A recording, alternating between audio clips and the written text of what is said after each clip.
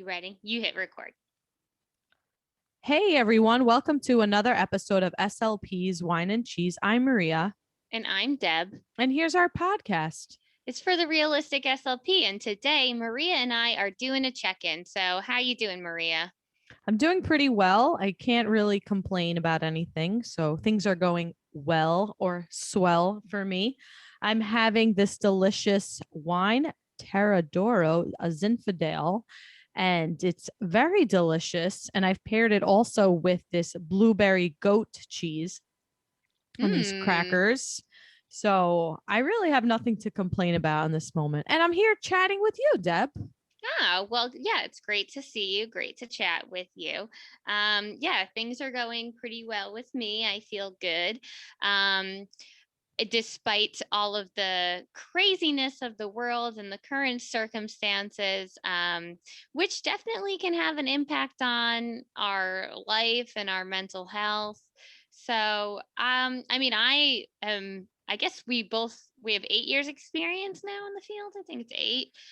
Since 2012, when we graduated SJU, Queens right, campus. Yes. I should have realized that. Nice even math problem there. Well, now it's 2021, so it's almost, anywho. So we've been at this for a long time, but right now the world is different. And I feel like I have 2 CFs and I think the struggle is real. And I think that it's important to just check in on that and acknowledge that, right now the only thing we can do is our best, but things are tricky. I mean, Maria, you're going back and forth from virtual to not virtual. How is everything with you?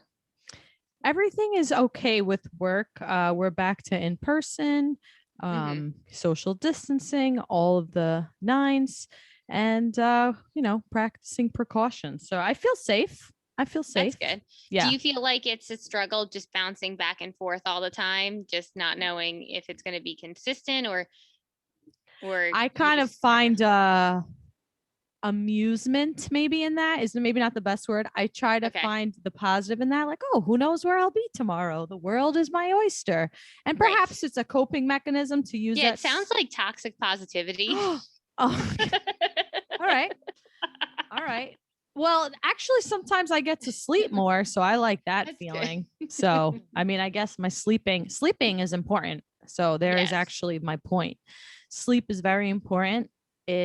We require it for our brain to heal. There was a research study, I can't quote it off the top of my head, but there's a study out there that says that while you're sleeping, your neurons are pruning and fine tuning and excreting toxins. So that is a necessary daily process that needs to happen. So if you're depriving your own brain of that, you're functioning on a lower level of your brain. So right. I read a research article that said that somebody who is sleep deprived and driving is the equivalent of somebody with like high blood alcohol level. So because it does impact your focus and cognition.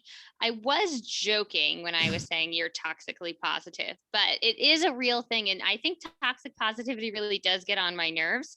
So I want to talk a little bit about that. So toxic positivity is the assumption either by oneself or others that despite a person's emotional pain or difficult situation, they should only have a positive mindset, or my pet peeve, positive vibes.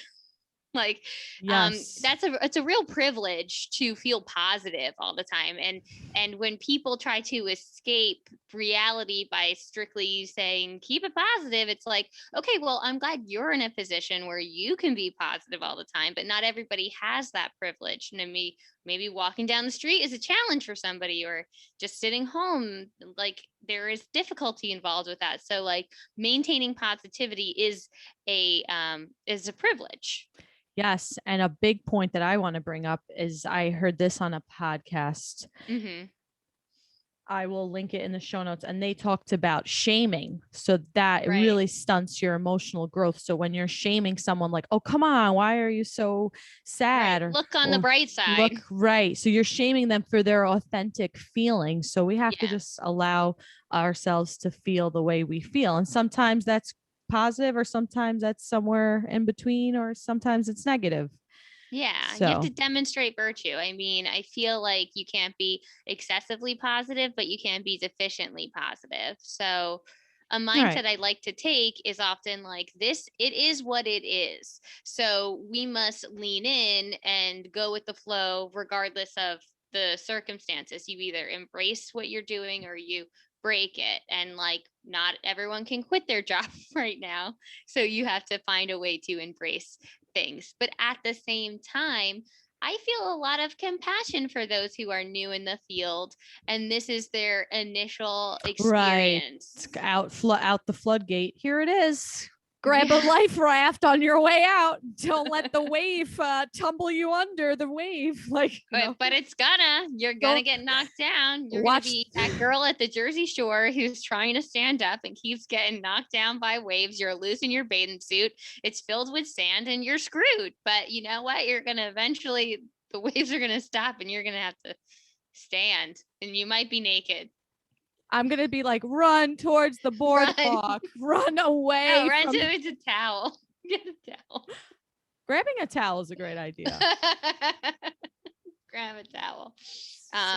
Security blanket. But yeah, I'm glad everyone came on that analogy journey with us. But yeah, I mean, you can't always just fixate on the positive, and that's not that means of escaping is not always going to be helpful. So don't let toxic positivity ruin your or like prevent you from acknowledging your authentic feelings like Maria said.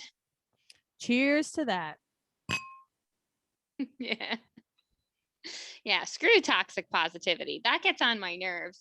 I think people like also use that as a way of kind of ignoring reality and refusing to acknowledge problems, which I think if there is a problem, if you don't acknowledge it, then how are you going to progress? There's a book. The book is called The Subtle Art of Not Giving a Beep F word you, and I won't spell the rest. That whole main idea of that book is about that toxic positivity. And I was reading it and I was like, oh, do I do this? But I try to push myself to be positive. But at the same time, if that's like not the vibe I'm getting from someone, you don't want to also like shove it down someone's throat. And sometimes, and I learned this in this book, The Grief Recovery Handbook, which we're going to talk about in a little bit, that you want to be a heart with ears. So when someone is talking, maybe it's not about you just brushing your positivity on them, which really is almost maybe perhaps a defense mechanism for your own way to cope with what's happening in your life. So instead, just to be a heart with ears and just listen to someone. And that is easier said than done. Oh, certainly easier said than done. I'm having a hard time listening to people lately because people want to tell me about pregnancy and childbirth and parenting. And I don't want to listen. You know, I think that we should also think about who asked you.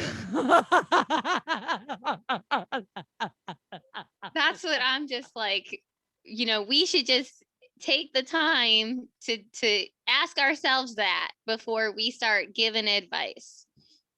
I know. So you have to be very, very brave to be like, who asked you to ask me when my wedding is? Or you can just be pregnant though. Oh yeah. So like that's harder when you're getting married. There's annoying information, but when you're pregnant, you're just mean, or at least me. I don't want to make things general, but I'm like, enough of that. I try to short explicit utterances. And I just snorted like like people will be like, oh, where will I sleep when the baby's born? I'm like, at your house where your bed is. I don't know. Isn't that where you want to be? Yeah, no, people want to be at my house. And then I'm just like, yeah, I could use help, you know, with what? Dishes, laundry, dogs. Like, I am holding my baby. That's how it's going. If I'm tired and I offer you a turn, you may accept. But under any other circumstances, like, no, thank you. But so I guess I could say in terms of my pregnancy mental health, there are a few different components there that I don't feel emotional or like highly emotional or sad or easily upset. I do feel like my fuse is shorter, and my priorities and motivation are different than what they were before. Fair. Yeah. You're going through a new chapter in your life. So we wanted to talk about mental health with work. So I'm curious now if you can, how's your mental health as an SLP? Because I feel safe. I feel good. Good. Well, I'm strictly virtual now because I did get COVID, and that was scary for a second, but I didn't know I had COVID. So it wasn't scary till after, because I was like, did I have COVID? Or is COVID coming? So that was scary. But then many weeks passed and nothing happened. So you definitely had it. I had it already. You were very sick.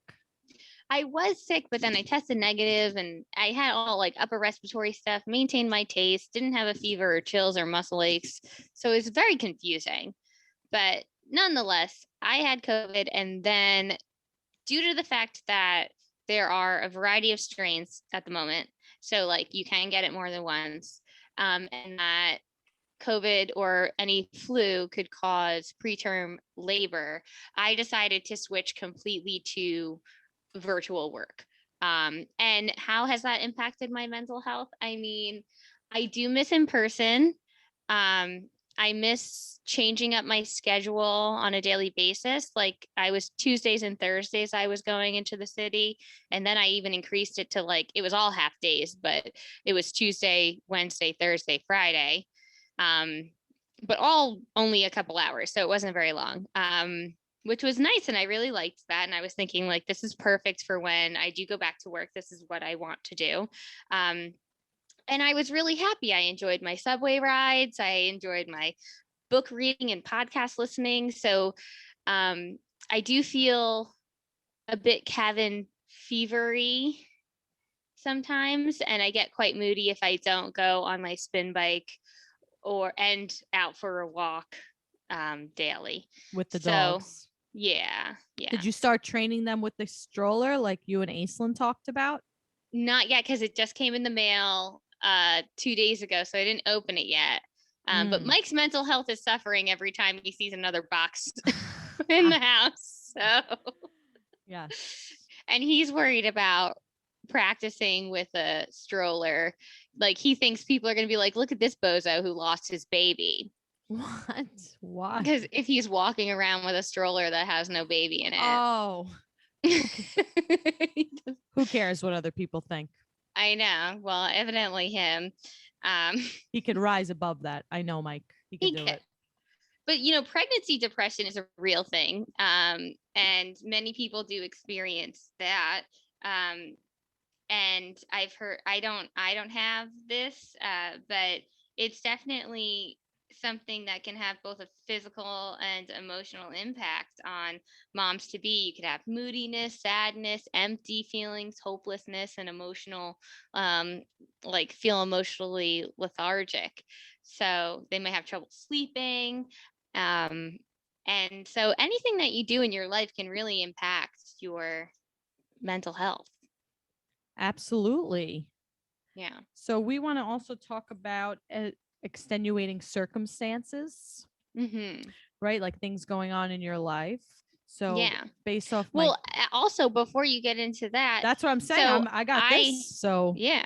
I recently started just drawing portraits for people. Yes. And I had no idea the emotional impact of this because I was just doing it. I'm like, hey, I like doing this. If you want one, that would be like a cool side hustle for me.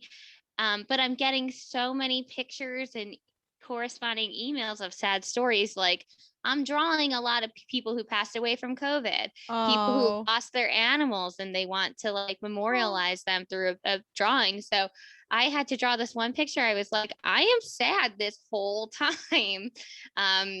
So yeah, you can, there are extenuating circumstances in your life that can impact your mental health at the drop of a hat, but also like other people's lives and just news in general.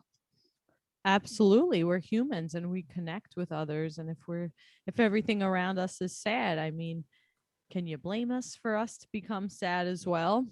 Right. It's almost, that is the human nature. Yeah. Yeah. So Maria's got a handbook on sadness. So what's that? Like, what's it say in there? So it's like that book from Beetlejuice. It's like, here's a guidebook for the recently deceased. Like, what's your grief recovery book handbook say? I'm laughing now. I just thought of the Broadway show, which I missed Broadway. So there's my grief about that. Oh yeah, you saw the theater. Yeah. I didn't see that. It's amazing. And the main character, I'm forgetting her name. She's like, I'm obsessed with death. You know, there's like a whole musical number of how she's obsessed with death. Is it Eliza? It's not Lydia. Lydia's the mom, right? Lydia Deetz. I'm forgetting, but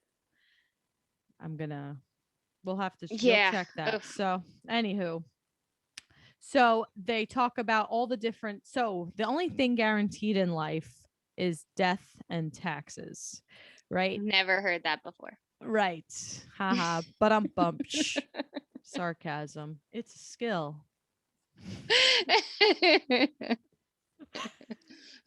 So yeah, so that's how the paragraph opens. So it's saying that the third thing is loss. We're all going to experience that. Yeah, and which is crazy. I've never had a pet die, and my dog is 14. He got a vaccine on Tuesday for Lyme disease, and he was like so energetic that day. I'm bragging to the doctor, asking me all these questions about my 14-year-old dog, and I'm like, he's great, there's nothing wrong with him. And then, like, I guess I want to say, like, within hours, like, this vaccine just like knocked him out of commission. I'm like, oh my God, he's dying. He's totally fine now, but it made me realize, like, I've never experienced a pet death. Well, and actually, it's gonna happen. Yeah, and that's one of the losses. You said it. It's the first. It's actually the first one on my list. Yeah. You see that? No, you said it. Oh, I said it before you remembered. Okay. Death of a pet. Yeah. Moving, starting school, death of a former spouse, marriage, graduation, end of addictions, major health changes, like being pregnant, maybe, retirement, right. Financial changes, positive or negative, holidays, legal problems, empty nest. So these are common life experiences. I mean, I don't want to sound toxically positive, but like, say whatever you want about being pregnant during a pandemic, but none of my friends can go to parties without me. Right. Not one of them. So I think it's great. I think that's just showing that you can have a feeling of so you have a response, right, with a new chapter in your life, because of course you could be excited, but you also are missing out on something. So if you're missing out on the things, if you feel more about like the loss of things rather than like the gain, then you're experiencing grief. So, and that's up to interpretation for everyone. Yeah, I think I'd be grieving more if this was my second child, because then I would be more aware of what I was missing out on.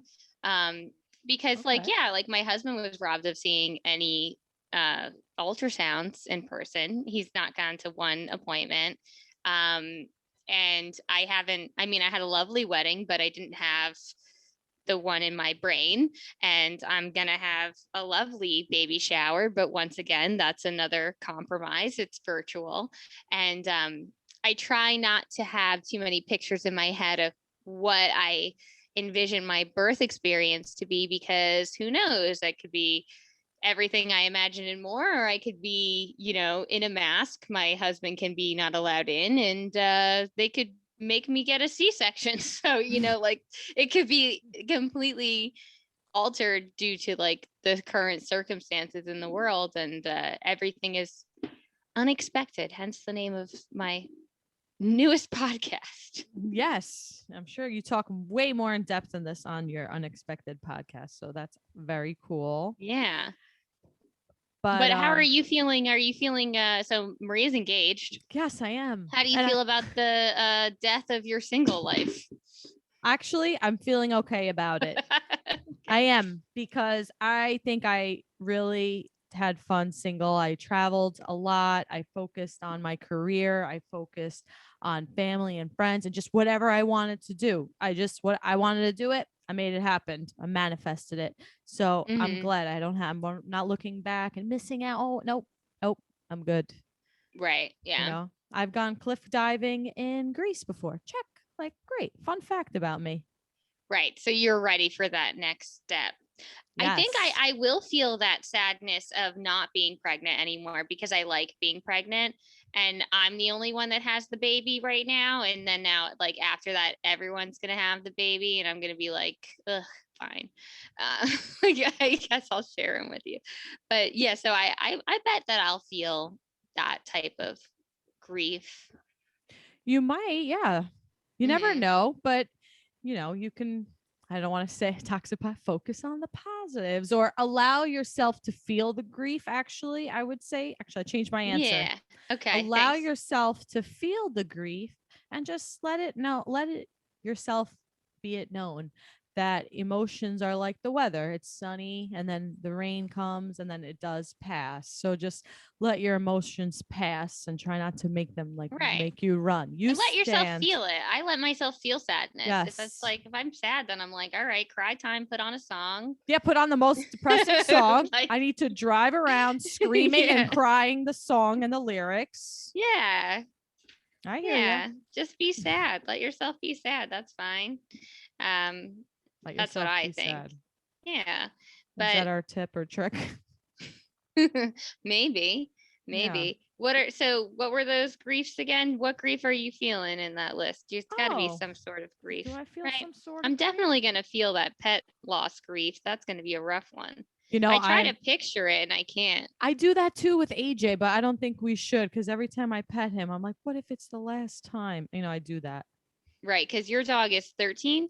Yes. Yeah. You never know. I know, but I'm just happy that I have him. So I keep saying that. And actually, I thanked my dad too. I was like, thank you for getting him for me. And I got him when I was in college. Freshman. You were a senior in high school then. I was a freshman in college. Okay. I became a waitress and I bought a car and a puppy because I was like, money. Wow. It's a lot of money. I'm going to spend it. I got a car and a puppy. So, but I mean, it worked out well. I think that I was living by myself at that time, so it was a little bit harder. You had family support. I was more like a teen mom. So I don't know if my dog, not to say teen moms don't raise their children or dogs possibly. I didn't do a great job, I don't think. That's my point. So he has grown up to be a very unique individual. I think I'm going to stop you right there and say that you have to give yourself the knowledge that you did the best you could at the time and it's behind you now, and now you just move forward. Yeah, but know better, do better. So let's not be toxically positive. My dog is a nightmare. Like there is not a hostage negotiator that could talk down Oliver. He is a tyrant in all ways. He dictates to myself and my husband what we do, when we do it, how we do it, and with immediacy. Wow. AJ is way more chill. Guy. I think because I had the family support. So it was like, it takes a child to raise. It's also a different dog. Yeah, it takes a village to raise a child. So it took a total of 4 family members. But my aunt would watch him too when we would go to Greece. She would love watching AJ, and my cousins help too. And they put him in the pool and try to get him to swim around. So good times. He's a Maltese, right? Yes, he's a Maltese. So I think that Malteses were bred to be like, do you know what they were bred for? I think they were. I remember reading something about they were really good at the circus because their hind legs, because he used to go on his hind legs and bounce and try to grab a toy. He was very impressive. So I was like, his hind legs are crazy, cool. So I looked it up. So doing tricks, I think they were also bred to be like companions. I don't think that they were bred to like, so a Yorkie is a hunting dog. Yeah. And Yorkies were bred to, they're very brave. So they're bred to like go into ground tunnels and chase out rabbits and things I don't like. Things you don't like? Rabbits? Rats. I thought you were gonna say or mice. Or anything that somebody would hunt and would be a burrowing animal. So the Yorkie's small and brave, so they'll go into the tunnel and bark and chase it out. So it's important, side note, to consider what that dog was bred for prior to. So like Oliver is not Toto, which I thought he was going to be. Yes. He is a brave.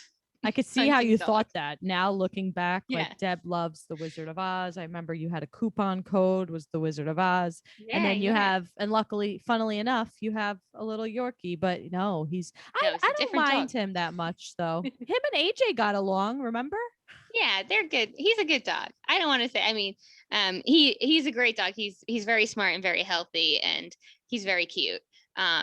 He just, he's very vocal, but maybe because his mom's a speech pathologist. I don't know. AJ barks a lot too. I hear you. So I don't really I'm thinking, so I do have the anticipation of grief, which is not good. So that's just like putting extra stuff on me. But the marriage thing, okay. I'm not married yet. But actually you touched upon a point before that I want to talk about, how you said that you didn't get to have the wedding that you want. So for me, I'm like, do I care more about like the timing? Like, should I wait to have the wedding that I want, or should I just do the best I can with what I have? So I'm not really sure, but I haven't done any planning. So if you want to help me, please help me. Yeah, absolutely. I don't know, honestly, but I would love to get married in Greece, but I don't know if that's really plausible. So that would be your ideal. So you're like having to deal with, well, I guess like you'll have to deal with the grief of not doing that if you don't, which is just normal. But I definitely want a beach wedding. So I'm thinking if I shifted which beach, so maybe it doesn't have to be necessarily overseas, but I have majority of my family is there, and Sal has family in Italy. So it's actually closer for them too. Right. So there you go. I think about that, but I don't know. This is just me pouring out my heart now, Deb. What are you doing to me? I'm gonna drink some wine. Well, that's good. It's a check-in. This is a check-in with Deb and Maria episode. So make it stop. The feeling, like the Grinch. My heart is swelling 3 times. Hey, that's what's going to happen. Life is going to throw curveballs at you. It's just also tricky because it's like, I know, so one of my best friends, Amy, she was on the podcast a long time ago. She's now had 4 wedding dates. Wow. So she did have a small wedding. She didn't put off the marriage, but, delaying has not led to a wedding yet, because we don't know how long this pandemic will last. And so I don't know. It's like, it's a hard decision to make. So if you're feeling like it's a struggle, then that makes sense, because it is. And that's okay. Right. Yes. Yeah. And if you're working and this is your first year in your CF and you're feeling like it's a struggle to be tethered to this computer all day and to contact parents to sign in because their child is not attending, and to constantly stare at a screen and be home and never leave one spot for work, if you're feeling like that's a struggle, then it is. And you should acknowledge the fact that this is a very difficult time, and you're doing something that's new and impossible. And if you're going in person and you're nervous about it daily, or if you're going in person and it's a struggle because you have to wear all this PPE and you don't feel like you're being as effective, like that is a legitimate concern. And you are, grieving an experience that was that's contrary to what you expected. Yes. And I think about that poem, Welcome to Holland, where a parent makes up all these expectations of a child. Oh yeah. And you're on the plane ride and it's like, never mind, we're going to Holland. You have to learn a whole new language. You have to learn a whole new wardrobe. Like everything that you expected is different. So yeah, that's like, I feel like related to loss too. Like, oh, I lost like what I thought was gonna happen. Like I lost that. But it was never real anyway. It was always in your head. Yeah. So that's something to think about. Well, this is getting very deep. Is this existentialism or no? Well, existentialism would be more about like, why are we here and what's our purpose? Things like a movie that's comes to mind is What Dreams May Come, which is where they're kind of like creating their own heavens and so yeah. But why do we exist and what's happening here? But so Maria, do you have any tips or tricks for without being toxically positive, dealing with the one's own mental health and in their life, work, and also in relation to extenuating circumstances? Yes, I do. I want to encourage everyone to take an hour a day, and I'm taking this from Carol Lowenthal. Thank you. It's just a good question to think about. If you tell yourself, I have an hour a day to give myself, what am I going to do with that time? And aim to do that time. And if you can't do an hour, forgive yourself or be easy on yourself and at least give yourself a portion of that. So yeah, try with 20 minutes at first. Yeah. Try to give yourself some me time. Have more me time. Yeah. Because I mean, that's all you can do. And I think my tip is just to acknowledge and confront and allow the pain and don't let anyone talk you out of it. Nice. Yeah. All right. And on that note, this has been another episode of SLP's Wine and Cheese. Please check us out on Patreon for bonus materials and content. And also, please listen to my newest podcast, The Unexpected Podcast. It's about pregnancy and parenting. And I've got a lot of great stories on there from people who are SLPs and some non-SLPs as well. So check it out. It's on Apple Podcasts.